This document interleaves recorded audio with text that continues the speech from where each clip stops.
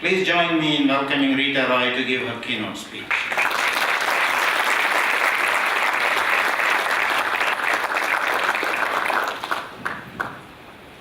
Good morning, everyone. I realized that this podium was probably not built for someone of my height. and if we had time, and I'm going to go over here, if we had time, there probably would be an engineering solution.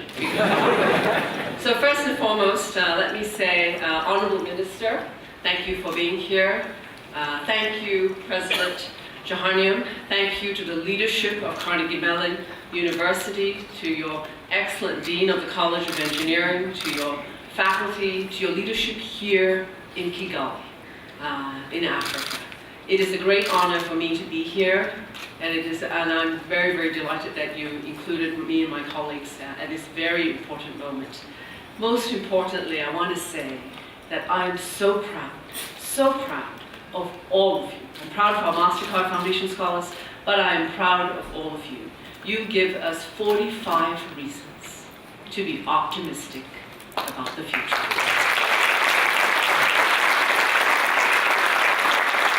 So as we know, the exams are in, the ink's dry. You've done it. You've just done it. You're there. You're there. And you're about to become the class of 2018 of Carnegie Mellon University, Africa. So my congratulations to all of you. The last 2 days, I've just had a wonderful experience coming to know what a remarkable class you are. Everything from hackathons to Toastmasters, from going to Silicon Valley to the World Economic Forum, your commitment to service, the fact that each of you came here on an individual journey. But today, all of you leave with a lifelong distinction. It's forged in excellence. It's based on your hard work, by your own merit.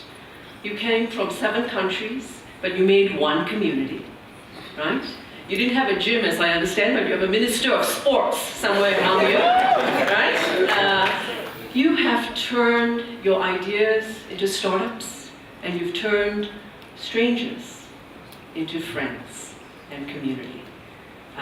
You arrived as bright, intelligent people. You still leave as bright, intelligent people, but you will leave now as scientists and engineers, and most importantly, you're going to leave as leaders. And so when I started to think about what small wisdom I could offer this morning, I have to say my mind came back to Andrew Carnegie's words, which are Carnegie Mellon's motto: my heart is in the work. My heart is in the work. 6 little words which speak volumes. 6 words that can unlock what is good and great in all of us.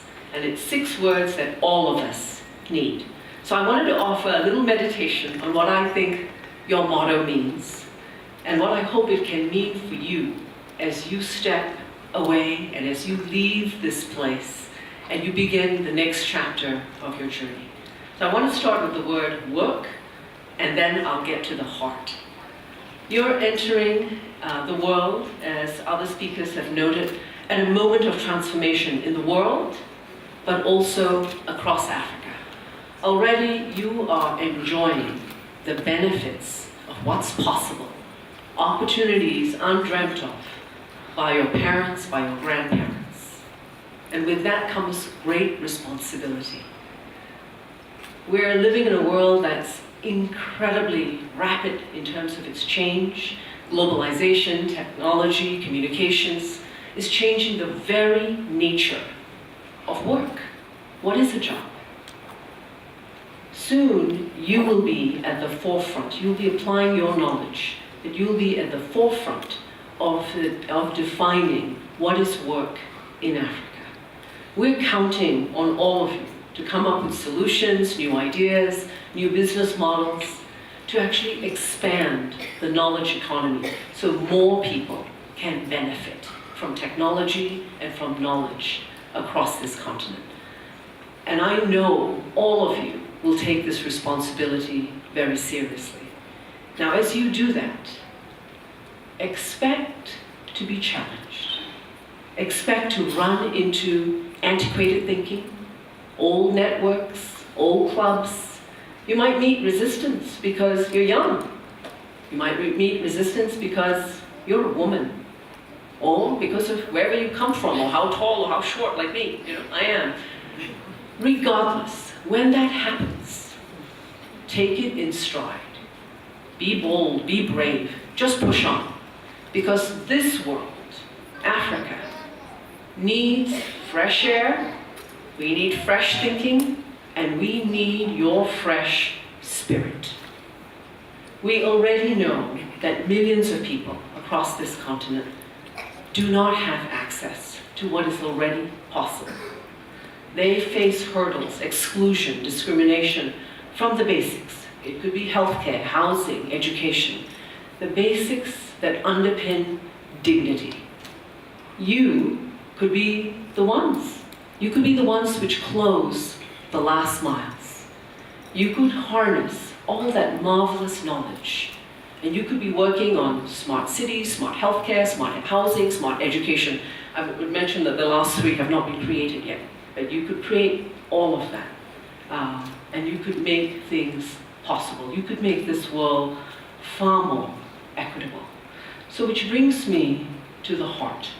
When your heart is in the work, then you also recognize, as you know so beautifully, that it's not enough to succeed alone. And the truth is, as you've already said, as all of us here on this stage have experienced, nobody succeeds alone. And I just look at this beautiful room, I look at the joy, the pride, the love, maybe the relief, on the faces of your parents that we're here at this moment. And if anyone worked harder than all of you, it is your family, the people who raised you, the people who love you, the faculty who have enlarged your world. So I ask you to please give them a round of applause.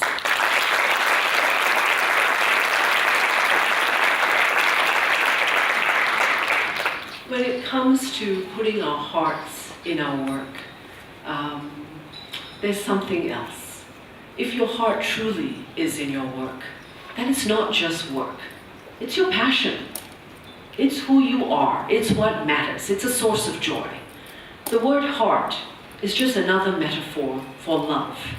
And love must be in your work. Then you must love the problems that you want to solve. You must admire those problems, get close to those problems, because that's going to be your life's work. But most importantly, you must love the people around you, just as you have created community here. As you move forward, you need to create community everywhere that you go. You're going to need people around you with whom you can share, you can discuss, you can debate, you can disagree, you can confide. People who will bring the best out of you, and people who will be with you during the worst of times. And if you're lucky, if you're really lucky, you will have people who will not be afraid to tell you when you're wrong. We all need people like that. It could be our life partners, it could be our parents, it could be our friends, it could be anyone. But we need people like that in our lives. So the last part of what I have to say, in terms of putting your heart, your love in your work, is to open your hearts, and open your hearts to the world around you. The possibilities indeed are endless. They run the limits of your imagination. And so I know you will go forward with your hearts in your work. I hope that your work touches the hearts and lives of millions of people, especially millions of people who are waiting for that right here on this continent. I wish you more than just good luck. I wish you success, I wish you love, and I wish you happiness. Thank you.